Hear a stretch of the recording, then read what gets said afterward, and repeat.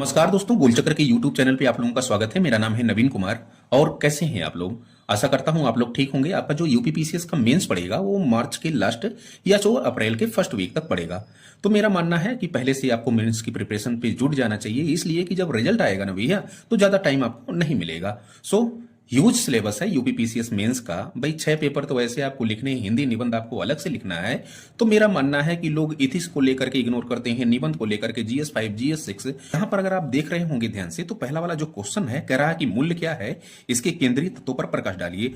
What are the values throw lights over their central elements. मतलब कि मूल्य क्या है और इसके केंद्रीय तत्वों पर प्रकाश डालना है। अब इसको हम बंद करते हैं। अब यहाँ पे हम देखते हैं कि जो हमारा क्वेश्चन था वो क्वेश्चन हमने यहाँ पे राइट डाउन भी कर दिया है कि मूल्य क्या है और इसके केंद्रीय तत्वों पर प्रकाश डालना है। तो यहाँ पे आपको दो प्रकार के क्वेश्चन दिखाई पड़ेंगे, पहला मूल्य और दूसरा चूंकि मूल्य की परिभाषा आपको देनी है और दूसरा इसके केंद्रीय तत्वों पर प्रकाश डालना है। ठीक ना भैया?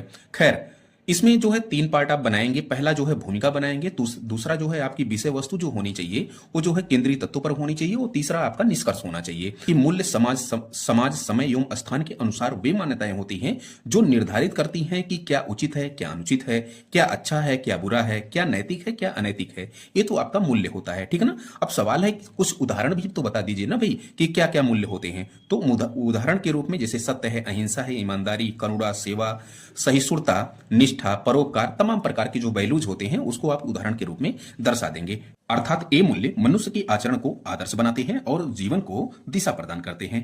तो ये सारा चीज हमने जो देखा, ये हमने परिभाषा के रूप में मूल्य को देखा और साथ ही साथ उसके एग्जाम्पल को देखा। ठीक ना भैया? तो यहां पर आपकी जो है एक भूमिका भी क्रिएट हो गई, मूल्य की परिभाषा भी हो गई और साथ ही साथ आपने एक बैकग्राउंड भी दे दिया। अब आगे चलते हैं। आपकी जो मेन क्वेश्चन की जो विषय वस्तु है वो केंद्रीय तत्वों पर प्रकाश डालने की है, मतलब सेंट्रल एलिमेंट्स की है। तो सेंट्रल एलिमेंट्स क्या क्या हो सकते हैं मूल्य के, उसको हमको डिफाइन करना है। तो कह रहा है कि मूल्य के निम्नलिखित जो है तत्व होते हैं, केंद्रीय तत्व होते हैं। कौन कौन से? आदर्शता, जिसे जो है आइडियलिटी कहते हैं। पहला वाला ये है कि मूल्य सदैव किसी आदर्श या उच्च उद्देश्य से जुड़ा हुआ होता है, जैसे न्याय हो गया, सत्य हो गया, अहिंसा हो गया, परोपकार, इन सब सारी चीजों से वो जुड़ा हुआ होता है। तो पहला वाला आपने केंद्रीय तत्व जो देखा था वो आइडियलिटी का देखा था, आदर्शता का देखा था। दूसरा वाला नैतिक दिशा का है, तीसरा जो है मानवीय कल्याण का है, चौथा स्थायित्व का है और पांचवा जो है सामाजिक स्वीकृति का है, मतलब कि सोशल एक्सेप्टेंस का है। तो ये सब में जो केंद्रीय तत्व हैं, सेंट्रल एलिमेंट्स हैं, इसमें कुछ कुछ पॉइंट अगर आप लिख देंगे तो आपके शब्द भी पूर्ण हो जाएंगे और साथ ही साथ आप जो है केंद्रीय तत्वों पर जो है पूरी तरह प्रकाश भी डाल देंगे। एक निष्कर्ष और बेहतर पॉजिटिव निष्कर्ष लिखना है तो क्या आप लिखेंगे कि मूल्य मानव जीवन के नैतिक, सामाजिक और सांस्कृतिक आधार हैं।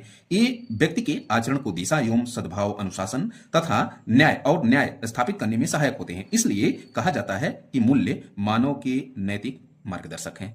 तो आई होप आपको जो है ये क्वेश्चन समझ में आया होगा। क्वेश्चन के जो है 2 पार्ट थे, पहला मूल्य और दूसरा जो है उसके केंद्रीय तत्व। 3 पार्ट में इसको तोड़ करके लिखेंगे।